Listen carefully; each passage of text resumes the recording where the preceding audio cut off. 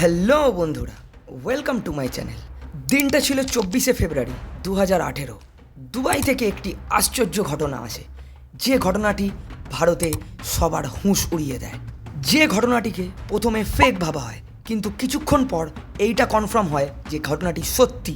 হ্যাঁ বন্ধুরা, ঘটনাটি ছিল বলিউড অ্যাক্ট্রেস শ্রীদেবীর আশ্চর্যজনকভাবে মৃত্যু। ঘটনা সূত্রে জানা যায় শ্রীদেবীর মৃত্যু হয় জলে ডুবে। কিন্তু একজন 5 ফিট 7 ইঞ্চ মহিলার মৃত্যু একটি 5 ফিট 1 ইঞ্চ বাথটাবের ভেতর ডুবে কি করে হয়? শ্রীদেবীর মৃত্যুর আসল সত্য কী ছিল জানা যাক এই ভিডিওতে।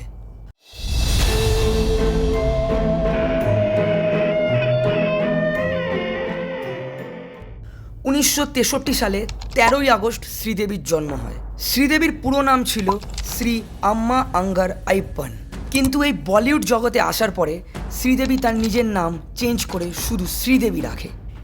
21শে ফেব্রুয়ারি 2018 দিনটি ছিল শ্রীদেবীর কাছে খুবই স্পেশাল একটি দিন, কারণ এই দিন বলিউডের ফেমাস মোহিত মারোয়ার বিয়ে ছিল এবং এই বিয়েটি দুবাইতে হয়েছিল।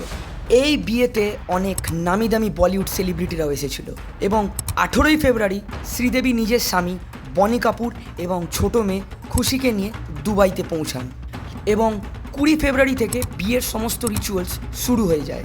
রশ আল খাইমের একটি রিসর্টে 21শে ফেব্রুয়ারি পর্যন্ত এই বিয়ের সমস্ত অনুষ্ঠান চলেছিল।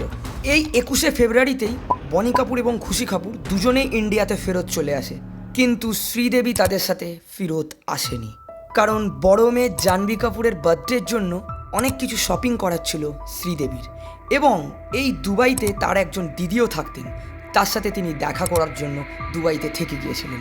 তাই 22শে ফেব্রুয়ারি জুমেরা এমিরেটসের টাওয়ারে চেক ইন করে শ্রীদেবী এবং এইদিকে 23 তারিখে বনি কাপুর তার একটি বন্ধুর জন্মদিনও অ্যাটেন্ড করেন এবং সেখান থেকে শ্রীদেবীর সাথে ফোনে কথা বলার সময় শ্রীদেবী তাকে বলেন যে তিনি তাকে খুব মিস করছেন এবং এই কথা শোনা মাত্র বনি কাপুর 24শে ফেব্রুয়ারি দুবাই চলে আসেন তাকে সারপ্রাইজ দেওয়ার জন্য এবং সন্ধ্যে 6:30 নাগাদ বনি কাপুর জুমেরা এমিরেটসে চলে যান।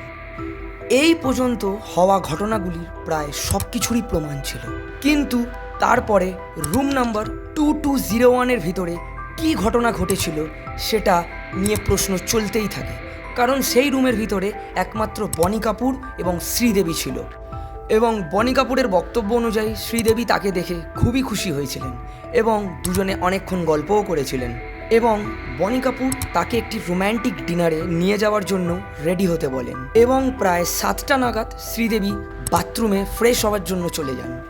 এরপর প্রায় 1 ঘন্টার ওপর সময় পার হয়ে যায়, কিন্তু শ্রীদেবী বাথরুম থেকে বার হয় না এবং বনি কাপুর এরপরে বাথরুমের কাছে গিয়ে তাকে বারবার ডাকতে থাকেন, কিন্তু কোনো সাড়া সেই বাথরুম থেকে পাওয়া যাচ্ছিল না এবং সাড়া না পাওয়ায় বনি কাপুর বাথরুমের ভেতর ঢুকে দেখেন শ্রীদেবী বাথটাব ভর্তি জলের মধ্যে মুখ থুবড়ে উপুড় হয়ে পড়ে আছে। এরপর বনি কাপুর শ্রীদেবীকে অনেকবার ডাকতে থাকে, কিন্তু শ্রীদেবীর কোনো সাড়া পাওয়া যায় না এবং এরপর বনি কাপুর সেই হোটেলে স্টে করা তার এক বন্ধুকে ডাকেন এবং শ্রীদেবীকে আল রশের নামে একটি হসপিটালে নিয়ে যাওয়া হয় এবং ডক্টর কনফার্ম করে যে শ্রীদেবী মৃত এবং রাত 9টা নাগাদ দুবাই পুলিশকে খবর দেওয়া হয় এবং পুলিশ তার তদন্ত শুরু করে। কিন্তু আমি প্রথমেই বলেছি এটা বনি কাপুরের দেওয়া বক্তব্য, কিন্তু এই মৃত্যু নিয়ে আরও একটি তথ্য বাইরে বেরিয়ে আসে এবং সেটি হলো এই হোটেলে একটি কর্মরত স্টাফের বয়ান। এই স্টাফের বয়ান অনুযায়ী শ্রীদেবী 24শে ফেব্রুয়ারি সন্ধেবেলায় রুম সার্ভিস থেকে 1 গ্লাস জলের অর্ডার দেন এবং সেই স্টাফ জল নিয়ে শ্রীদেবীর রুমের বাইরে গিয়ে তার রুম বেল বাজান। অনেকক্ষণ ডাকাডাকি করেও দরজা কেউ খোলে না। এরপর হোটেলের অন্যান্য স্টাফেরা বাধ্য হয়ে মাস্টার কি দিয়ে সেই রুমটি খোলে এবং দেখে বাথরুমের ফ্লোরে শ্রীদেবী পড়ে আছে। এরপর শ্রীদেবীকে হসপিটালে নিয়ে যাওয়া হয় এবং ডাক্তার তাকে মৃত বলে ঘোষণা করে। এটা থেকে এটা বোঝা যায় যে বনি কাপুরের দেওয়া বয়ানের সাথে এই বয়ানের আকাশ পাতাল তফাৎ রয়েছে, কিন্তু দুবাই পুলিশ এই হোটেল স্টাফের দেওয়া বয়ানটিকে না ধরে বনি কাপুরের দেওয়া বয়ানটিকেই প্রাধান্য দেয় এবং এই খবরটি ভারতেও চলে আসে এবং শ্রীদেবী যেহেতু একজন হাই প্রোফাইল মহিলা ছিলেন, সেই জন্য তার ডেড বডিকে ভারতে আনার জন্য প্রচুর পরিমাণে পেপার ওয়ার্ক প্রবলেমের সম্মুখীন হতে হচ্ছিল বনি কাপুরকে। এমন অবস্থায় শাহরুখ খানেরও সাহায্য নিতে হয় বনি কাপুরকে। 25 তারিখে শ্রীদেবীর পোস্টমর্টম হয় এবং পোস্টমর্টম রিপোর্টে বলা হয় যে শ্রীদেবীর শরীরে অ্যালকোহলের পরিমাণ পাওয়া গিয়েছে। এরপরে আশরাফ থাম্মেশ্বরী নামে এক ব্যক্তির বিশালভাবে দুবাই সরকারের সাথে জানাশোনা হওয়ার কারণে শ্রীদেবীর পেপার ওয়ার্ক কয়েক ঘন্টার মধ্যে পূরণ হয়ে যায় এবং বনি কাপুর শ্রীদেবীর ডেড বডিকে ভারতে আনার পারমিশনও পেয়ে যায়।